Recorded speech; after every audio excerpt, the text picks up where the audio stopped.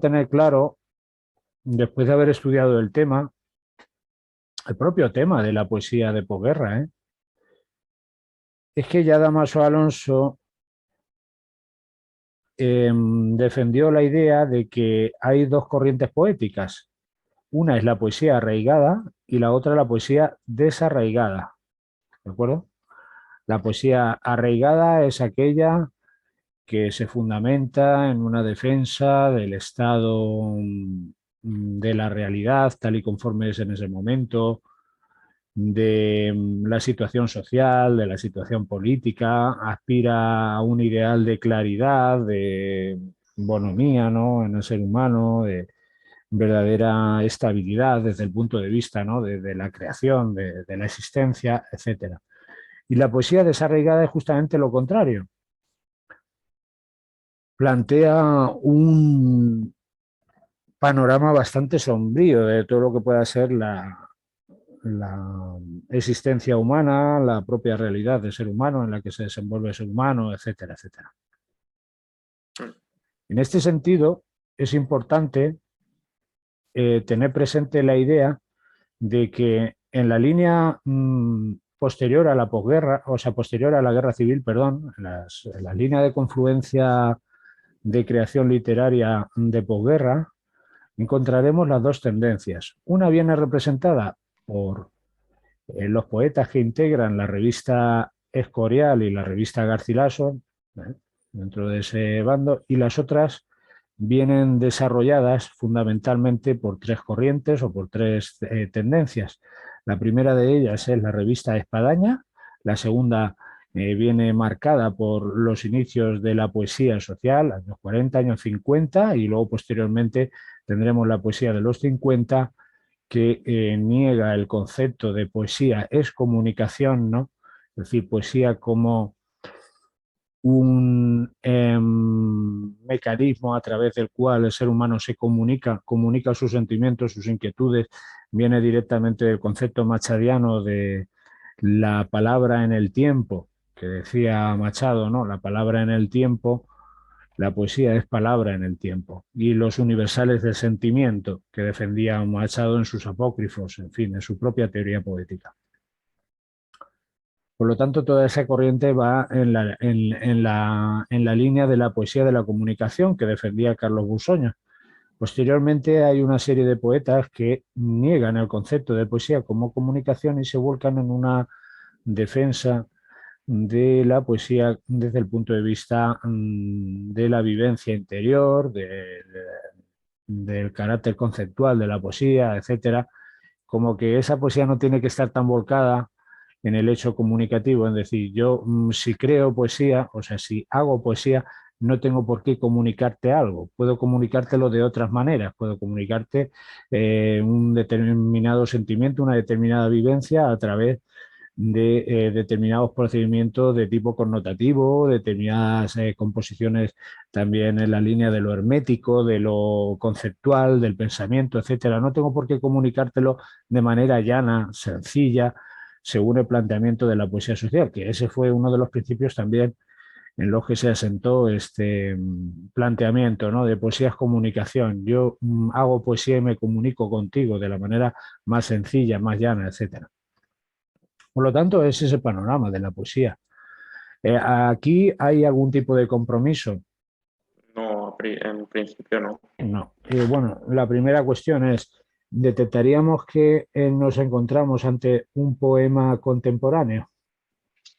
Ah, no te sabría decir, la verdad, porque igual que en la última composición sí que había varios referentes, ¿no? El que hablaba del escote y del mercado, sí que parecía que podían dirigir a la contemporaneidad, pero en este, bueno, no sé si bisturí quizá puede ser un término que nos ayude, pero claro, tampoco es... Puede ser un término bisturí, pero bueno, tampoco es que sea tan nuevo, ¿no? No lo El sé, no término. sé exactamente, pero claro. Es que lo demás, al final, la guirnalda, el carmín, es que el carmín no tiene por qué ser de ahora, ni mucho Esto es que menos. podríamos identificarlo también en clave modernista, por ejemplo, ¿no?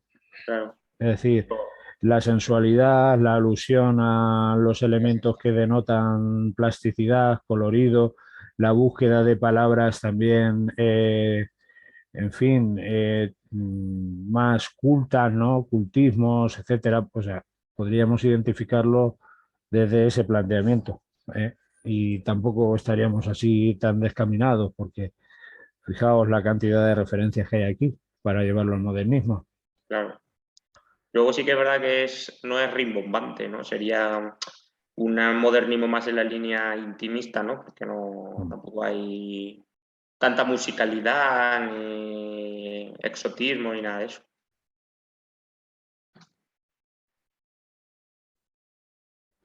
Estos son endecasílabos, con rimas también asonantes. Aquí en los atardeceres, 1, 2, 3, 4, 5, 6 en sexta, con acento en sexta. Aquí cuando la noche, es decir, 1, 2, 3, 4, en cuarta noche, atardeceres, como tiene acento enfático en posiciones en rítmicas o en posiciones acentuales clave, ¿no? Dentro de lo que es para resaltar la expresividad de la oscuridad, el atardecer, la noche. Aquí, por ejemplo, contrasta esta expresividad con el carmín, con el colorido y la plasticidad y la tonalidad que aporta el propio carmín. Pero sí que es verdad que elementos más en la línea de la contextualización que nos saquen de dudas, pues es difícil aquí encontrar. Esa es la verdad, porque vuelvo a decir, esto lo podríamos llevar igual al modernismo, igual a una composición del grupo poético del 27 por las imágenes que hay aquí y la audacia de estas imágenes y estas metáforas, que lo podemos llevar a la poesía de posguerra. Por eso digo que no es una composición fácil de contextualizar, ni muchísimo menos si no hemos leído la propia composición. Y aunque hayamos leído al propio autor, a Pere Winferrer, no resulta nada fácil contextualizar este texto, este poema dentro de la obra de los novísimos, ni muchísimo menos, al contrario, porque es que es una composición que se escapa a la propia tendencia de los novísimos. No hay sensibilidad camp, no hay una alusión al pop art, al mundo del cine de aquel momento, no hay alusiones tampoco a Venecia, a los títulos largos característicos de los novísimos, tampoco encontramos aquí esto. O sea, no encontramos elementos de amarre que esto nos lleve a pensar que pertenece a los novísimos, porque vuelvo a decir, aun habiendo leído en las referencias de Internet la obra de Peregrine Ferrer, esta composición no aparece. Ya os lo digo, porque yo la he buscado y me ha costado encontrarla incluso por Internet. Por lo tanto, no es nada fácil de contextualizar esto. Lo que sí que tenemos que tener presente es lo siguiente. Si nosotros planteamos que es un tipo de poesía como deshumanizada, un poco una poesía que pretende una determinada sensualidad o sensorialidad de tipo estético, de tipo vivencial, en el sentimiento, anclada en el sentimiento, etcétera, hay un compromiso, hay poesía del compromiso aquí. Eso sí que es diferencial, ese rasgo. No, no lo ¿Vosotros qué hay. pensáis? Yo creo que no hay posibilidad de compromiso, ¿no? No hay compromiso y por lo tanto, si no hay compromiso, no puede pertenecer bajo ningún concepto al marco de la poesía social o a la poesía comprometida, a la poesía arraigada que el propio Damaso defendía, ¿no? Por lo Claro. tanto, esto es concluyente a la hora de llevar el poema más allá de 1944, fecha de aparición de Hijos de la Ira. ¿Es concluyente? Tampoco. Tampoco, claro, porque como hemos dicho antes, tiene rasgos Por lo que modernistas. acabamos de decir. Es decir, es que el modernismo estaba comprometido, Claro, no. pero es que realmente esta beta, y este es el concepto que hay que tener bastante claro, de esta dicotomía entre la poesía comprometida, entre la poesía volcada en examinar y en realmente traslucir el estado del ser humano, de la sociedad, las injusticias, en la línea precisamente de la poesía comprometida, en la línea de la poesía volcada en el ser humano, se ha opuesto de una manera u otra tradicionalmente en literatura a la otra línea de la poesía que se ha dado en llamar pura, desapegada de esa propia realidad y con un afán eminentemente esteticista, un afán que se diferencia de lo que pueda ser la actitud más humana, ¿no? Más comprometida. Por lo tanto, es que esta beta se ha dado siempre. ¿Dónde vamos a encontrar líneas de confluencia entre lo que pueda ser el tratamiento sentimental, ¿no? Y, es decir, volcado en la introspección, en el propio examen de los sentimientos, etcétera, y luego otra poesía más volcada en el nosotros, ¿no? En el ser humano en sí, a lo largo de la literatura? ¿Qué pensáis? Dando un repaso básico y elemental, ¿no? A ver, tenemos el siglo XVI. ¿Por qué se caracteriza? El petrarquismo. Obviamente esto no es del siglo XVI, pero bueno, por arrancar desde los orígenes, ¿no? Es una poesía sentimental, introspectiva, de carácter también amoroso, lírico, etcétera. Tenemos lirismo en las manifestaciones poéticas del siglo XVI. La respuesta es sí, ¿no? Pero ¿qué temas predominan en este periodo del humanismo renacentista? El amor, la naturaleza y la mitología, y con una lengua literaria totalmente diferente a lo que tenemos aquí. Vale. El barroco, el pesimismo, la preocupación metafísica por el paso del tiempo y dos actitudes fundamentales: la evasión a través de la recreación de un mundo ideal, como en Góngora. Pedraza denomina a este conducto, a esta vía, la lírica ascendente, es decir, la recreación de un mundo basado en el color, en el preciosismo, las perlas, níveas, son adjetivos que aparecerán por doquier, ¿no? En la obra gongorina, diamantes, rubíes, etcétera. Se recrea un mundo aislado de esa realidad precisamente porque reniega de la propia realidad. Luego, pues la otra corriente, que es la del pesimismo, la que se incardina dentro de la propia realidad, ¿no? Parte de la realidad. En el barroco tampoco encontraremos eso.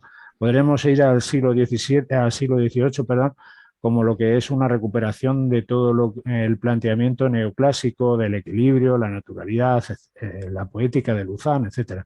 Esto no se corresponde con eso. Y ya llegamos a la poesía de inicios de siglo. Y en la poesía de inicios de siglo, ¿qué encontraremos fundamentalmente?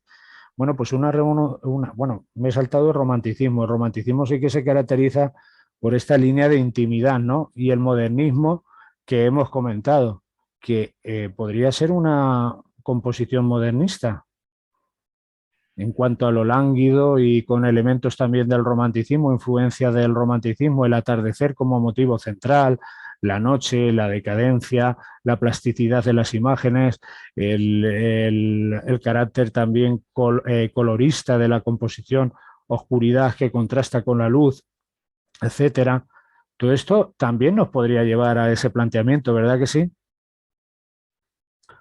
Sí. Pero si no tenemos claras las fechas o el periodo, sí que tendremos que situar la corriente, el poema o la composición dentro de la corriente de poesía, de la corriente poética que se aparta de la propia realidad, ¿no? Del propio tratamiento de los problemas sociales, etcétera. Esto no es social y eso lo tenemos claro, ¿no? El hecho de que la llevemos al modernismo no podemos afirmarlo con rotundidad y tampoco podríamos afirmar con rotundidad que pertenece a una fecha posterior a 1944, adscrita a la tendencia de la poesía que se despega de lo social, ¿no? De la poesía desarraigada, tampoco podríamos afirmarlo. Pero tendremos claras las claves, más o menos, para situar dentro de las tendencias intertextuales esta composición, ¿no? Hay vivencia lírica, es decir, hay sentimiento. Sí, yo creo que sí que hay sentimientos, ¿no? Cuando habla del bisturí de los amaneceres, ¿no? De los cuerpos, de lo que queda después de los cuerpos desasidos, ¿no? Sí, hay una sensación también de tristeza, de decadencia, ¿verdad? De ocaso, en cierta manera, por el marco en el que se desarrolla la propia narración de la vivencia poética, sentimental, la propia vivencia lírica, ¿no? En los atardeceres de este junio, fijaos la función de ítica de este demostrativo, este junio, como que lo reclama en situación de pertenencia, de cercanía, ¿no? Y está dimanando la propia sensación lírica de esta experiencia de contacto directo. Es decir, es este junio y estoy escribiendo en ese momento sobre este junio, sobre la noche, el carmín, etcétera, el colorido que aportan aquí elementos típicamente también, vuelvo a decir, de raigambre romántica, el púrpura, la cal, etcétera, el contraste que se establece desde el punto de vista también lumínico y desde el punto de vista del colorido. Hay un contraste, ¿no? Por lo tanto, todo esto podría fundamentarse en clave de la afiliación modernista de la composición, de las fuentes también románticas de la propia composición, pero situarla sin haber leído, bueno, vuelvo a decir, aunque hayamos leído a Pere Gunferrer, esta será una del grupo de composiciones que claramente lo llevan a otra línea de creación política alejada de lo que es la corriente de los novísimos, porque luego ya sabéis que dentro de los novísimos tendremos los senior y la coqueluch. Pues estos novísimos más coqueluch, no, pues realmente utilizan los procedimientos más agresivos, en el sentido de que son canónicos a la hora de seguir las premisas de José María Castellet en el planteamiento generacional, ¿no? La sensibilidad camp, las alusiones a, en fin, actores, elementos del cine, cinematográficos de la cultura norteamericana del momento, pop art, en fin, la poética veneciana que se ha dado en llamar, porque bueno, pues ambientan sus composiciones también alejadas de lo que es la propia realidad, en fin. Sí que son los novísimos como una vuelta al culturalismo, es decir, a lo que es la hermética de una poesía cerrada y desapegada de la realidad basada en la vanguardia. Pero aquí no hay vanguardia. Aquí tampoco encontraremos ningún tipo de poesía o sea, ningún tipo de alusión que apunta a la sensibilidad camp, a la cultura norteamericana, al cine. No encontramos nada de eso. Por lo tanto, es muy difícil contextualizar este texto. Por eso lo plantaron en las oposiciones de Cantabria en la convocatoria pasada, ¿no? Más o menos esto está claro. Sí. ¿Y qué podríais comentar vosotros como elementos de contextualización que os llamen la atención? Y a ver, yo esta mañana leyendo y no he escrito nada porque tampoco tenía mucho tiempo, pero sobre todo el que es, digamos, cerrada, ¿no? La composición en el sentido de que es difícil desentrañar el sentido, que podríamos encontrar varios sentidos, entonces en ese sentido, valga la redundancia, mmm, digamos como que la composición poética nos quiere llevar al interior, pero tampoco desentrañarlo, ¿no? Claro, y precisamente es una de las claves de la poética contemporánea, frente, por ejemplo, a la poética modernista o romanticista. Y sí que no podemos denegarle un sentido connotativo al romanticismo, pero es un sentido connotativo básico, Que se aprecia. basado en el simbolismo, en la sugerencia, ¿no? Sí. Aquí hay hermetismo que nos lleva precisamente a múltiples interpretaciones y a múltiples lecturas, efectivamente. El romántico era básico en el sentido de que decía, negro es que estaba triste, o el modernismo igual, de raigambre romántica, ¿no? Pero aquí encontraremos un sentido más elaborado, más hermético, efectivamente, por lo tanto ya es más evolucionado en una poética cuidada en torno a la significación, efectivamente. Estoy de acuerdo, pues sería una de las claves que nos puede llevar a situarla dentro de un entorno o de un contexto más contemporáneo, igual que la Sí, propia claro. lengua, La es lengua está moderna, muy elaborada, claro. es elaborada y es modernísima, ¿no?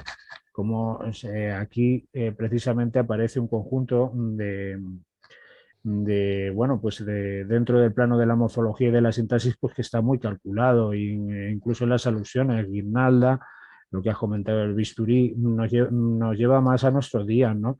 Y, en fin, ¿y qué más elementos podemos comentar aquí? Quebrar albores, el propio título, nos lleva ¿a qué?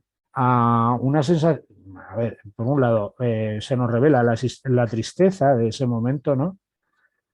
del momento del atardecer, etcétera, en el atardecer, y luego como el albor se quiebra. ¿Por qué se quiebra este albor? Que simboliza tradicionalmente el momento más luminoso, más alegre, ¿no? Del día.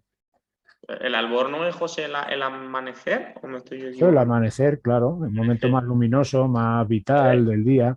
Precisamente se yo, habla del atardecer y se claro, habla del ocaso. sí, yo no sé si sabía si al principio eso quería decir algo de la infancia o de la juventud, luego, como decían, nuestros dos cuerpos, ya no sabía si se refería al amor, no lo sabía bien, la verdad.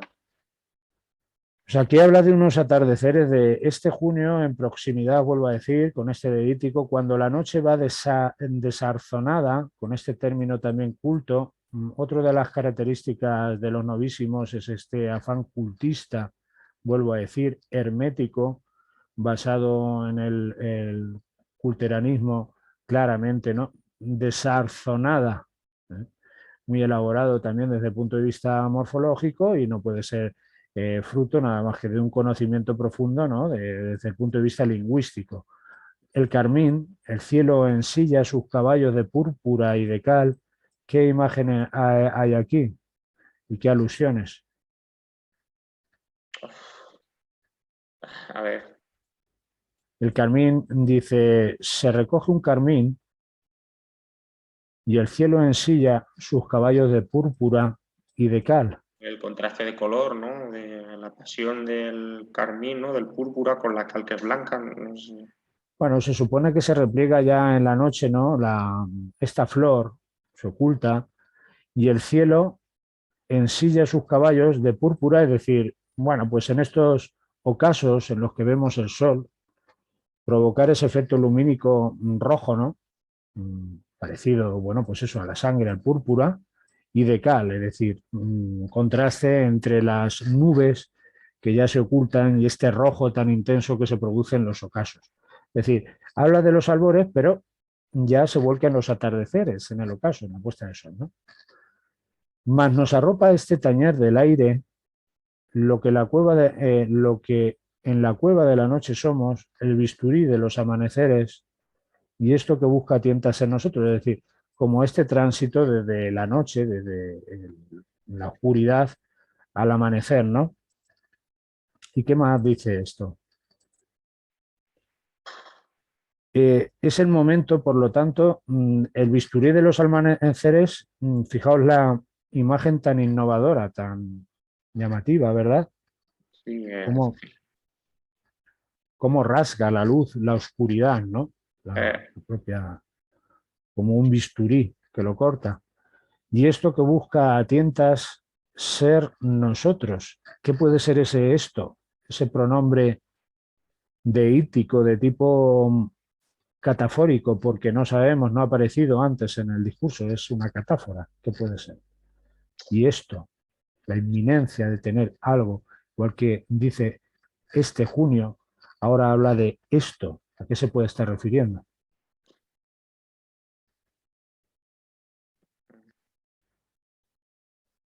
Esto que busca tienta a ser nosotros por los estanques de la madrugada con el descubrimiento cara a cara, fijaos aquí la el amanecer, repetición, ¿eh? el amanecer, ¿tiene algo que ver con el amanecer? Con fuego en la tiniebla, y esto somos nosotros, la guirnalda de los dos cuerpos, es decir, esto que busca ser nosotros, es decir, hay como una especie de reivindicación, ¿no? Del canto a la vida y del encuentro también amoroso, ¿no? De la unión de los cuerpos, porque dice la guirnalda de los dos cuerpos en la luz ausente, aferrados al aire que es jazmín, la floración nocturna de la piel, ese tacto que solo da la noche, este sigue con la de Isis de proximidad, el tacto de los cuerpos esenciales, y ya reconocemos una albada, el rompeolas de la claridad. Bueno, pues viene a decir que han pasado la noche juntos, ¿no? Mm, Ni más ni menos. sí. Que una pareja ha pasado la noche juntos. Pienso yo, vaya. Yo creo que los opositores de Cantabria, si enunciaran el tema en esos términos, hubieran enunciado el tema en esos términos, pues yo creo que tampoco estarían muy desencaminados, ¿no? Ya. Habla de tacto, habla de encuentro, habla del tránsito desde la noche al día, de eso, de la existencia, de la esencialidad también en el sentido alessandriano, ¿no? De cómo los cuerpos se encuentran y se encuentran como astros que tienen una tangibilidad, que tienen una presencia, etcétera. Hay múltiples referencias que apuntan a diversas influencias, ¿no? Desde el romanticismo al modernismo, la generación del 27. No olvidemos que Guim Ferrer, obviamente, es uno de los creadores, uno de los poetas más cualificados, más doctos, me refiero en el sentido de las referencias y de las influencias. Ha leído muchísima poesía, muchísima. Por lo tanto, no es de extrañar que mezcle todo esto. Por lo tanto, esos cuerpos celestes, esos cuerpos que se encuentran en la noche y despuntan al amanecer, pues es lo que aquí se relata. Por lo tanto, una vivencia amorosa, claro. ¿Vale? Bueno, pues si queréis comentar algo de esto. Yo por mí. José, Sí, pues un poco lo que has dicho de si nos encontramos el caso de pues este texto que a lo mejor no sabemos si es exactamente dónde encasillarlo, que podríamos dar pinceladas de pues un poco modernistas, un poco sí, románticos. ¿Estaría bien sí, hacer eso por supuesto que o estaría bien. Bueno, que sí estaría bien. Claro que no sí. sé? Es que como si luego dicen que es del 70 o por ahí, los Igual novísimos. la poesía tendrá influencias, la poesía contemporánea y muchas tendencias tendrán influencias antiguas, digamos en la tradición y en la serie literaria, pues encontraremos influencias de todo tipo, románticas. El romanticismo inaugura una tendencia de tipo estético, de tipo temático, que no se agotará nunca en la literatura, ¿no? Igual pasa con el modernismo, en fin. O sea que sí, sí, claro que estaría bien. Y si no sacamos ninguna pincelada así, digamos, bueno, moderna del A ver, 70, pues si es que habría. ese texto, ya te digo yo, que un 99,99 periódico de los opositores no sabría contextualizarlo. Aquí la gracia está en justificar precisamente todo esto que estamos diciendo. Y las Vale, vale. influencias, las fuentes, etcétera, porque es que no, ya te digo, posible hipótesis. Hipótesis número uno, que sea una composición de raigambre modernista, con influencias claramente modernistas, más a inicios del siglo XX, etcétera. Segunda hipótesis, una poesía desarraigada que se sitúa a partir de 1940 con la corriente de la poesía más sentimental, etcétera, ya, en fin, en años más recientes, ¿no? Eh, Plantear un terreno, es decir, un marco, es lo único que podemos hacer. Vuelvo a decir, esto habiendo leído gran parte de la obra de Peregrine Ferrer, que es quien escribió este poema, si no has leído este poema concreto, Peregrine Ferrer precisamente se caracteriza por tener composiciones muy distintas a esta, totalmente opuestas a esta. No lo identificaría siquiera como Peregrine Ferrer. Esto es que algún miembro de la comisión de valoración en un momento determinado había leído este poema, le gustó y dijo, pues lo planto en las oposiciones. Pues nada, a pensar con ello, ¿no? Aquí la gracia, vuelvo a decir, está en justificarlo todo. ¿Eh? Si hay contraste entre el carmín, la oscuridad, hay sensibilidad a la hora de establecer esta plasticidad de índole modernista, si hay un cuidado y marcado, en fin, esmero en la colocación de los acentos de intensidad enfáticos que confieren musicalidad al verso, si hay ciertos términos que se inscriben dentro de la influencia cultista, hermética, como desarzonada, etcétera. Si hay un lenguaje literario también elevado, etcétera. Aquí tenemos noche, atardeceres, ya hemos comentado, ¿no? Como el acento enfático en cuarta, en sexta, para resaltar precisamente la oscuridad de la noche, y sin embargo tenemos carmín, que enfatiza también esa intensidad expresiva del carmín, del colorido, en fin, púrpura, 1, 2, 3, 4, 5, 6, en sexta es demasiada coincidencia que justamente estos acentos enfáticos de intensidad recaigan en sensaciones plásticas de colorido, es decir, en referentes que nos llevan a un sentido cromático. Atardecer, noche, carmín, púrpura. En fin, todo esto habría que justificarlo en la esfera esa de la influencia romántica también, en estos contrastes, etcétera, y luego pues en el plano de una poesía más sensorial, más alejada, más aislada de la propia realidad. No tiene un sentido social, no tiene influencias de la poesía desarraigada, de hijos de la ira, etcétera. Pues todo eso habría que hilvanarlo dentro de la justificación de, de la pertenencia, ¿no? Pero en principio, vuelvo a decir, esto situarlo en los novísimos, olvidados. Igual que con esta, como encontraremos con otras poesías, ¿no? Otros poemas. Entonces, nada, no sé, ¿queréis comentar vosotros algo sobre esto? ¿Apuntar alguna? Pues eso, que es difícil contextualizar. Va a ser difícil, siempre. Recuerdo un texto que estuvimos viendo hace unos meses que hablaba así de, ponía muchas cosas así contemporáneas, tipo Marilyn Monroe, no sé de quién era. Y bueno, lo vimos hace ya meses, hablaba un poco de Sunset Boulevard, algo así, no sé de quién era. Sí, Y de ese sí, Antonio Martínez Sarrión, pues ese. seguramente. Ah, pues, pues sí, ese sí tenía más pinta, pero este nada. En absoluto.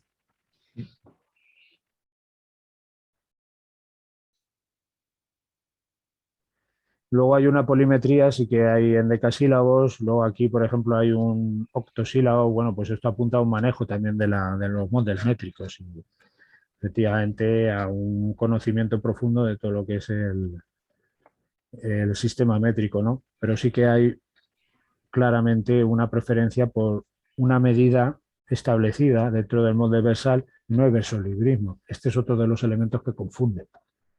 Porque si habláramos de verso libre ya sabemos que estamos en una fecha en 1914 en adelante, 1920 y pico, 24, vanguardias, ruptura de los moldes métricos totales o incluso modernista, pero aquí no. Así que nada. Sí, tampoco hay un esquema de rima definido, ¿no? Aquí, José. Asonancias, junio con frío si queremos, Pero no, junio, y tampoco así claro, no. nosotros somos, Sí, pero no ojo, definido, ¿no? O sea, sí, alguna coincide, claro, porque hay muchos versos, pero no son definidas siguiendo un... no, hay libertad en la asonancia desarzonada con madrugada, rima más, ¿no? Sí, En con carácter, consonante, pero aquí rima con cara, que es calma. asonante, en fin, guirnalda, libertad, ahí en ese plano, sí. Se mezclan también las terminas. Para ser decasílabos hay finales agudos. Que eso parecía que estaba prohibido por la preceptiva, ¿no? Y hay Bueno, finales prohibido, mal visto, efectivamente, sí. vistos. Por muchos preceptistas del siglo XVI, ya desde el siglo XVI, sí. Eso sí es siglo XX quizás. Sí, Carmín, ahí tenemos. Veíamos Claridad. también que en el modernismo echaba mano a estos agudos, ¿no?